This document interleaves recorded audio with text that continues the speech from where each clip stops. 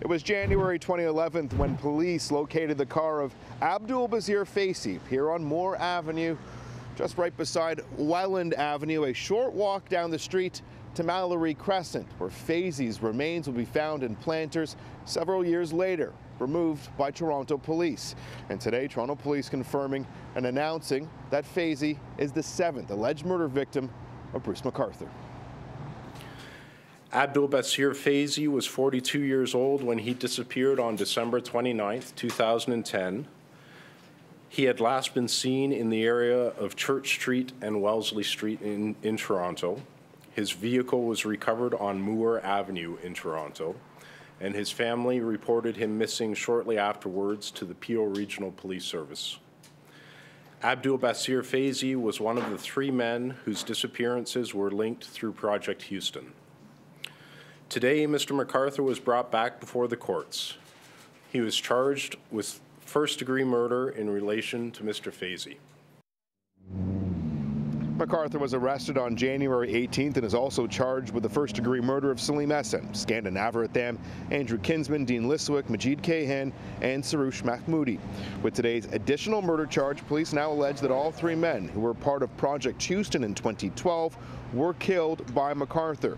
Toronto police shut down Project Houston after 18 months and never arrested anyone. Hindsight's always 20/20. You can always go back and look at things that you did do or didn't do. All I can say is that I was familiar with Houston. I've looked back at those occurrences now, and I'm quite content that the job that was done by 51 Division in those days. I don't think that's good enough, you know. I mean, it's like saying a reporter who doesn't get the story. If you're a good investigative reporter, you stay, you get the story, you run out of money. They had leads. There were people they could have followed up on. There were things they could have done. They're friends of some of the people missing. They could have connected. No, it isn't good enough. Toronto police also revealed today that they have ID'd the remains of 3 more alleged victims, Esen, Liswick, and Faisi. All of the remains so far have been found in planters on Mallory Crescent in Leaside. And Homicide also made this composite sketch public today of the missing men, whose photo they released at a previous press conference. To date, they've received over 500 tips and are currently looking at 22 different possible identities for this mystery man. Now, police also saying that sometime in May, they're going to commence searches at 75 properties. Some of those properties are private properties where McArthur worked. Others are public property, and that's the first time we've ever heard police say that they are looking at public properties in Toronto and across the GTA. Now, police also saying today that they're looking at 15 cold cases that date all the way back to 1975. We'll have more on that ahead on City News at 6.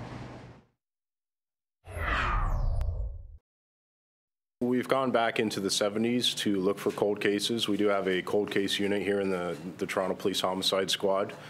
Stacey Gallant is the detective sergeant in charge of that unit.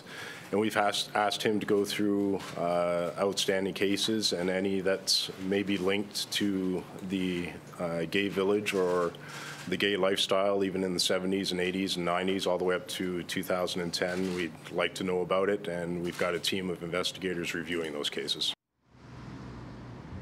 Toronto Police Homicide confirming today they're looking into 15 cold cases between 1975 and 1997 as they expand their case and their investigation into alleged serial killer Bruce McArthur. One crime specialist today tells City News police are wise to look at these cold cases, considering the oldest case they've linked to the 66-year-old McArthur only dates back to 2010. We don't really see a lot of cases where a serial killer begins their murderous spree late into life. This is something that we typically see emerging in early adulthood, in people's 20s, in fact. So, you know, I know that there's been a lot of discussions about going back and looking at cold cases from the 70s to try and determine if he could have been linked to any of these deaths in the gay village, and I think that that's a good move on the part of the police. Police also released a list of specific dates today when they allege McArthur killed his suspected victims, though there's a gap between October 18th, 2012 and August 15th, 2015. As we told you earlier on City News, Toronto Police today confirming they've laid a 7th first-degree murder charge against Bruce McArthur for the alleged killing of Abdir of Abdul Bazir Faisi, whose vehicle was found right here on Moore Avenue, just a short drive from Mount Pleasant and a short walk to Mallory Crescent, where the remains of at least 7 people have been removed from planters.